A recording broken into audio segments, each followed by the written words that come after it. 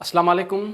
हमारा topic continue था factors affecting enzymatic activity, वो फैक्टर्स जो एंजाइम की एक्टिविटी को अफेक्ट करते हैं। 4 नंबर्स हमने पढ़े थे और अब बाकी 2 रिमेनिंग है। One is effect of water and other one is radiation. अब water is necessary for enzymatic activity. कुछ एंजाइम्स ऐसे होते हैं या कुछ रिएक्शन ऐसे होते हैं जिनमें एंजाइम्स को रिएक्शन को प्रोसीड करवाने के लिए वाटर बहुत बहुत ज़रूरी होता है। फॉर एग्ज़ाम्पल जो जर्मिनेशन ऑफ सीड होती है, जो हमारे जो सीड होता है उसको वो जर्मिनेट होना स्टार्ट होता है, उसमें वाटर क्या करता है, जो वाटर होता है वो उसमें सीड के अंदर कुछ एंजाइम्स मौजूद होते हैं। जैसे ही आपने देखा होगा, जैसे हम सीड को ज़मीन में डालकर उसको पानी देते हैं फिर ही जर्मिनेशन स्टार्ट होती है। बेसिकली होता क्या है, सीड्स के अंदर कुछ एंजाइम्स मौजूद होते हैं जो कि इनएक्टिव होते हैं। जैसे ही हम उस सीड को वाटर प्रोवाइड करते हैं तो वाटर क्या करता है, वो एंजाइम्स जो सीड के अंदर मौजूद हैं उनको एक्टिवेट कर देता है।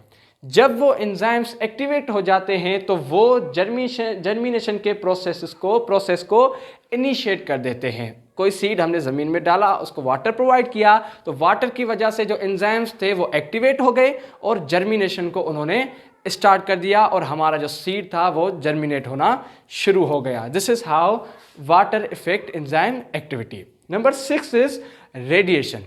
अब जो एंजाइम्स होते हैं जब उनको हम एक्सपोज करते हैं अल्ट्रा वायलेट रेज पर या अल्फ़ा गामा और एक्स रेज पर, तो क्या होता है, जो एंजाइम्स हैं वो इनएक्टिवेट हो जाते हैं, वो एक्टिविटी उनकी ज़ीरो हो जाती है।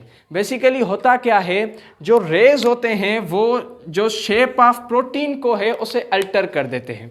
जब ये रेस अल्ट्रावायलेट रेज या अल्फ़ा बीटा गामा और जो एक्स रेज जब किसी प्रोटीन पर पड़ते हैं तो इन द रिजल्ट ये रेस क्या करते हैं, जो प्रोटीन की जो शेप है, उसका जो स्ट्रक्चर है उसे वो अल्टर कर देते हैं।